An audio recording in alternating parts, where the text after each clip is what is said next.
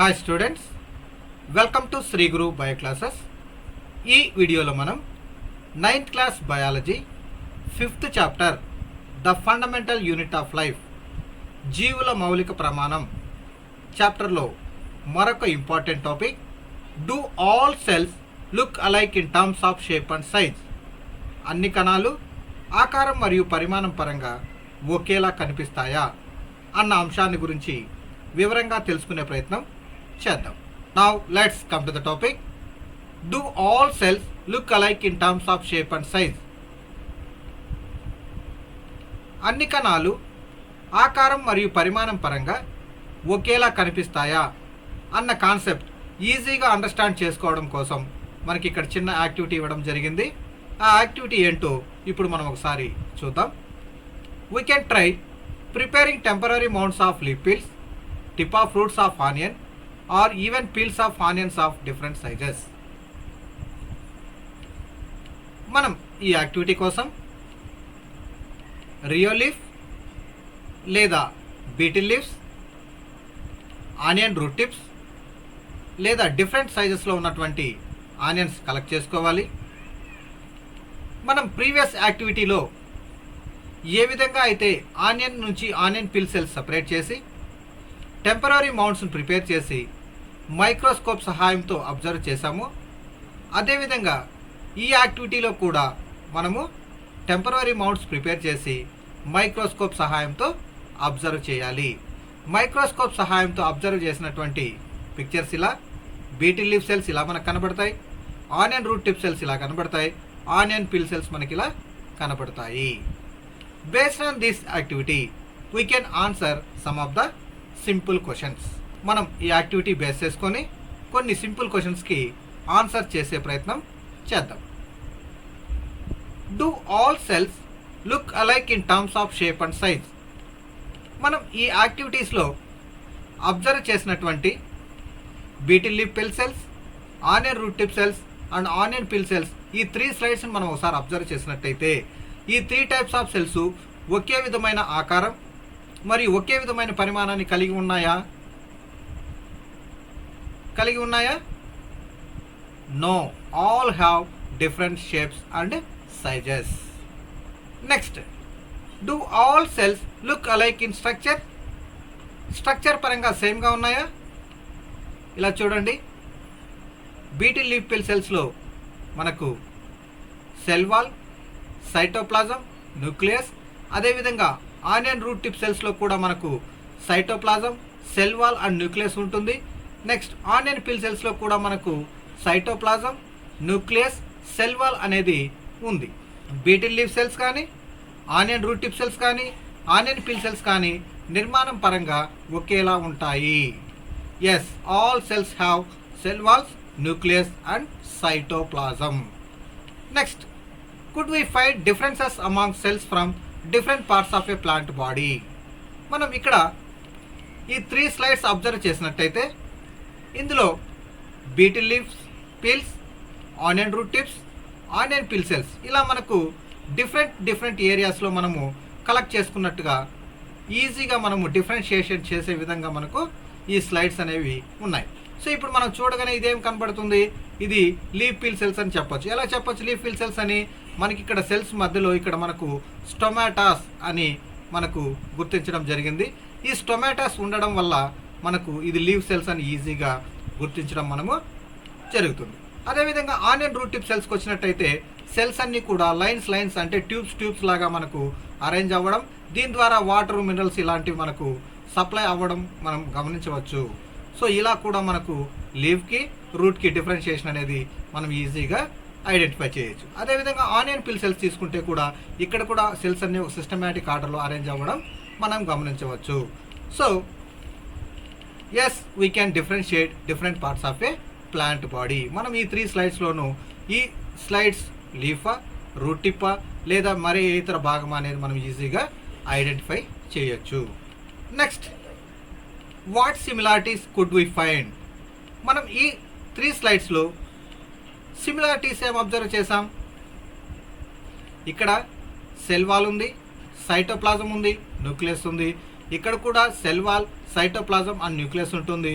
ఇక్కడ కూడా cytoplasm, nucleus and cell wall అనేటటువంటిది ఉంటుంది. సో ఇప్పుడు బీటిల్ లీఫ్ సెల్స్ అయినా, ఆనియన్ రూట్ టిప్ సెల్స్ అయినా, ఆనియన్ పిల్ సెల్స్ అయినా, ఈ మూడిట్లోనూ మనం కామన్గా అబ్జర్వ్ చేసేటటువంటి స్ట్రక్చర్స్ ఏంటి అంటే cell wall, nucleus and cytoplasm. మనం ఈ యాక్టివిటీ ద్వారా ఏం నేర్చుకున్నాం? రూట్ టిప్ సెల్స్ కానీ, బీటిల్ లీఫ్ సెల్స్ కానీ, ఆనియన్ పిల్ సెల్స్ కానీ డిఫరెంట్ షేప్స్లో, సైజెస్లో ఉంటాయని, మనం ఈజీగా leaf cells, root tip cells, తర్వాత ఆనియన్ బల్బ్ సెల్స్ని ఈజీగా ఐడెంటిఫై చేయొచ్చు. సో వీటిలో కామన్గా ఉన్నటువంటి స్ట్రక్చర్స్ ఏంటి? Cell wall, cytoplasm and nucleus, right? Next, some organisms can also have cells of different kinds. కొన్ని ఆర్గానిజమ్స్లో డిఫరెంట్ టైప్స్ ఆఫ్ సెల్స్ అనేవి కూడా మనము అబ్జర్వ్ చేయడం జరుగుతుంది. For example, when we are observing that human body, మనం హ్యూమన్ బాడీని అబ్జర్వ్ చేసినట్టయితే హ్యూమన్ బాడీలో ఇలా చూడండి, nerve cells, blood cells, smooth muscle cells, ovum, sperm, bone cells and fat cells, ఇలా డిఫరెంట్ టైప్స్ ఆఫ్ సెల్స్ అనేవి మనము అబ్జర్వ్ చేయడం జరుగుతుంది.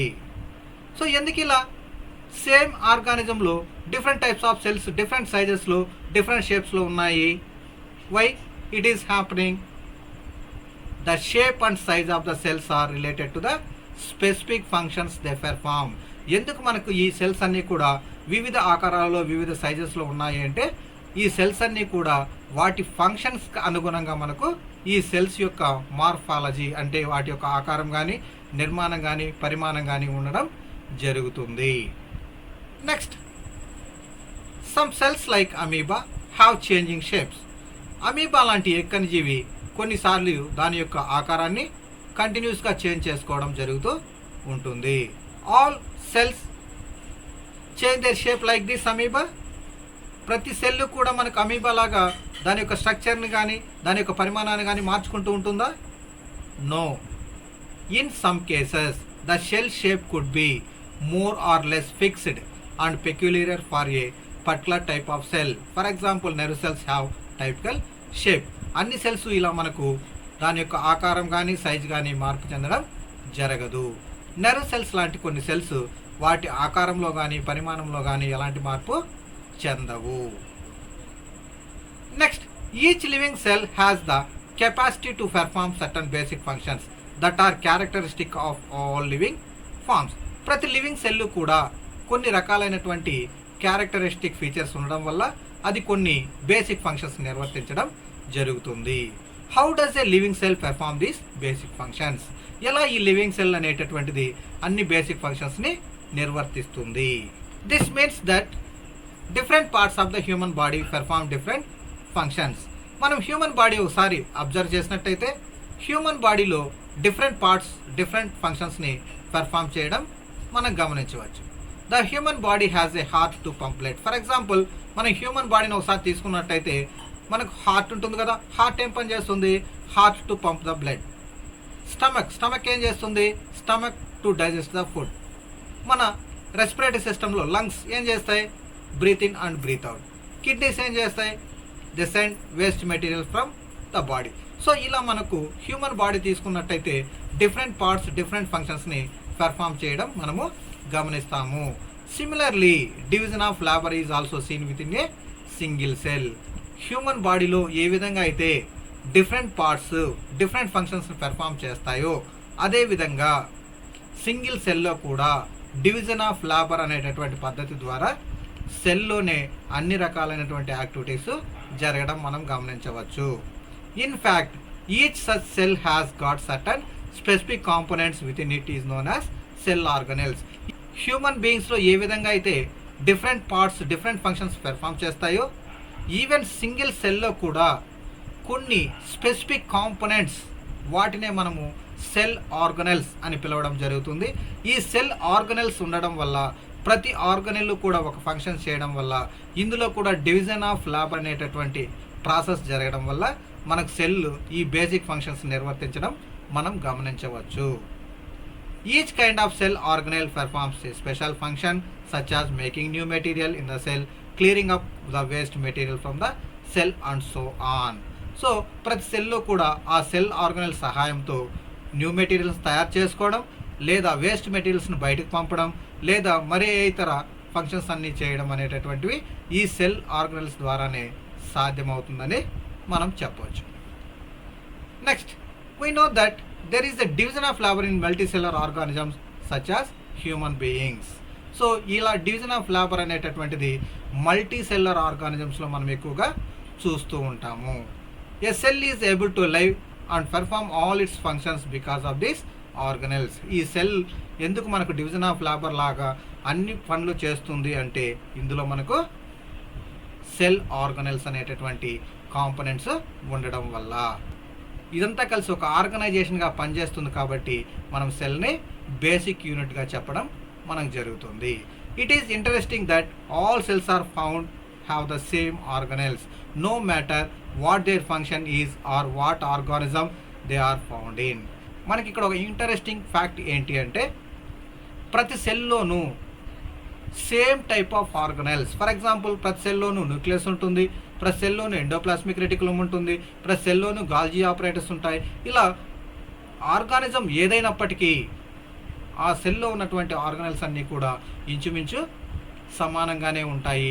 వాటి యొక్క ఫంక్షన్స్ అన్నిటిలోనూ సేమ్గానే ఉంటాయి. ఇది స్టూడెంట్స్ ఈరోజు టాపిక్. ఇందులో ఏదైనా సందేహాలు ఉన్నట్టయితే మీరు sriGuruBioClasses@gmail.com లేదా ఈ వాట్సాప్ నంబర్కు వాట్సాప్ చేయొచ్చు. Thank you.